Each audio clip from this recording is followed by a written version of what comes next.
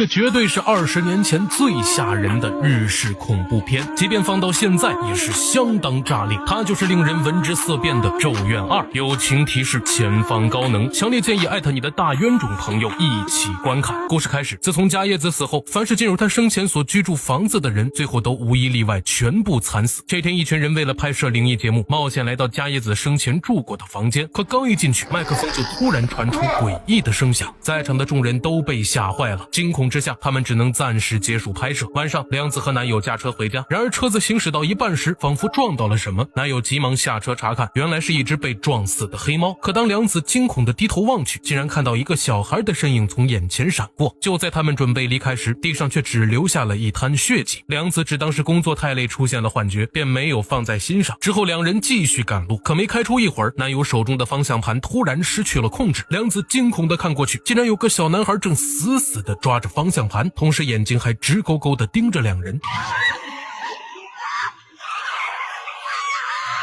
车子失控，重重撞上围栏，之后两人被紧急送往了医院。经过检查，良子腹中还不满1月的孩子不幸流产，而男友因为伤势过重，彻底变成了植物人。悲伤的良子来到男友的病房，却不料这时男孩的身影再次出现，还伸手碰了碰良子的腹部。良子顿时被吓得不知所措，可下一秒，男孩又消失在了眼前，而这个诡异的男孩正是伽椰子早已死去的儿子俊雄。诡异的事情还没有结束，这天良子在拍摄一部恐怖电影时，剧组里的一名女孩却死死地盯着她的肚子不停尖叫，仿佛是看到了什么可怕的东西。这一幕让良子不寒而栗，她下意识地去抚摸肚子，可并未发现有何异常。为了解开心中的迷惑，她再次来到了医院，可医生却告诉她腹中胎儿发育良好。听到这里，良子彻底傻眼了，明明已经流产的胎儿又何来发育良好之说？这让良子百思不得其解。之后她神情恍惚地回到家中，本想将这个好消息告诉给母亲，却意外发现母亲身体扭曲，躺在被子里一动不动。就在她将关上门时，竟然从镜子里看到男孩正在盯着母亲。良子被吓坏了，她急忙来到母亲身旁，任凭她如何呼喊，母亲依然是没有醒来。就在这时，恐怖的一幕出现了。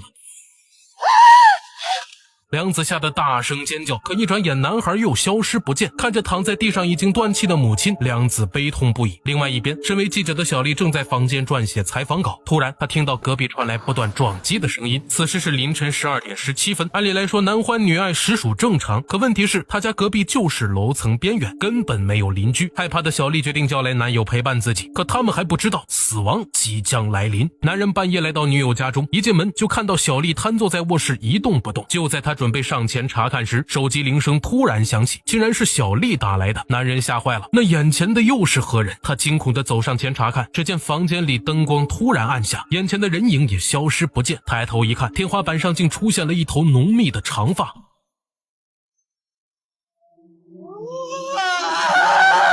过了一会儿后，真正的小丽回到家中，此时卧室里一片漆黑，还时不时传来物体撞击的声音。小丽急忙走进去打开灯光，结果眼前的一幕差点把她吓死。只见男友被一束长发吊在空中，早已没了呼吸，而此时一个诡异男孩正将男友的尸体当作玩具一般晃来晃去。小丽被吓得瘫软在地，而就在这时，伽椰子出现了，鬼脸缓缓朝小丽靠近，片刻之后，小丽便和男友一起被吊死在了房梁上。另外一边，正在收拾假发的梅子突然听到背后的试衣间里传来奇怪的声响，就在他小心翼翼走过去查看时，身后的假发突然掉落在了地上。梅子捡起假发，接着继续往试衣间里走去，结果却发现原本光滑的地板上竟出现了一滩乌黑的水渍，而他手中的假发不知何时竟变成了一头浓密的长发。梅子害怕地将头发扔在地上，可下一秒头发竟开始不停蠕动，紧接着伽椰子的鬼影从地下钻了出来。而与此同时，剧组里的摄影师正在观看当日前往伽椰子住所的录像，可看到一半他便忍不住困意睡了过去。然而就在这时，录像里出现了诡异的一幕，当天在楼梯上，良子的身影竟变成了伽椰子。而就在录像带即将放完的时候，俊雄出现在了镜头前，双眼死死盯着摄像机一步步逼近，身边接二连三发生惨案，让良子和导演感到了不对劲，似乎死去的人都和鬼屋有关。见良子异常惊恐，导演便提议送他回家。然而刚到家门口，却看到失踪已久的梅子走进了良子家中，两人急忙跟了进去。只见梅子脸色苍白，在朝导演扔出一本日记后便消失不见。看着这惊悚的一幕，导演被吓得直接瘫软在地。良子拾起笔记本打开一看，发现上面的署名竟然是伽椰子。当天晚上，导演在办公室里查询伽椰子的资料时，一旁的打印机竟自动开启工作模式。刚开始还只是一团模糊的黑影，随着打印机不停工作，画面渐渐的开始越来越清晰，最后竟然显示出了伽椰子的脸。危急时刻，导演智商终于上线，及时关停了打印机。然而就在他转身离开时，身后的一扇窗户上竟出现了伽椰子的脸。女人正趴在桌子上休息，然而就在这时，地面上冒出了一滩水渍，紧接着一个鬼影从里面爬了出来，一双沾满血迹的手缓缓伸向良子。就在即将触到额头之际，一个鬼魂突然出现，阻止了他，而这个鬼魂就是良子死去多年的母亲。隔天一早，担惊受怕的良子再次孤身一人来到伽椰子生前所居住的鬼屋，这里是咒怨开始的地方，兴许存在着结束梦魇的方法。良子小心翼翼进入屋内，这时他听到不远处传来有人呼喊的声音，走近一看，发现是之前有过一面之缘的群颜女孩。女孩惊悚地看向良子，不断地发出凄凉的叫声，伴随着惨叫声，良子腹部突然感觉到疼痛难忍。而就在这时，恐怖的一幕出现了，伽椰子的鬼魂缓缓从房间里爬了出来，这惊悚的一幕直接将良子吓晕过去。几个月之后，良子的预产期也到了，手术室里医生和护士在不停忙碌，而就在这时，手术室里的灯光突然开始疯狂闪烁，下一秒俊雄的身影出现在了床前，嘴里还不停地喊着妈妈。到了晚上，导演来到手术室里看望良子时，发现这里已经成了一片血海，医生和护士全部倒在地上没了呼吸。就在导演一脸惊恐之时，更加可怕的一幕出现了，伽椰子竟然从良子的身体里爬了出来，导演吓得转头就跑，然而最终还是没能逃过伽椰子的魔爪。几年之后，良子带着小伽椰子散步在天桥上，不料就在这时，小伽椰子突然在背后猛地一推，将良子整个人从楼梯上推了下去，良子顿时被摔得头破血流。在生命的最后时刻，他伸出手递给小伽椰子一条围巾，害怕他以后着凉。母爱就是这般伟大，良子至死也没有怨恨小伽椰子，眼神中透露出来的全是满满的母爱。可小伽椰子并没有接受良子的爱，只是在冷冷地看了一眼之后便转身离去。看完咒怨2，或许大家能够在恐惧中读到一丝温暖，可咒怨本身轮回不止，关于伽椰子的故事依然还在延续。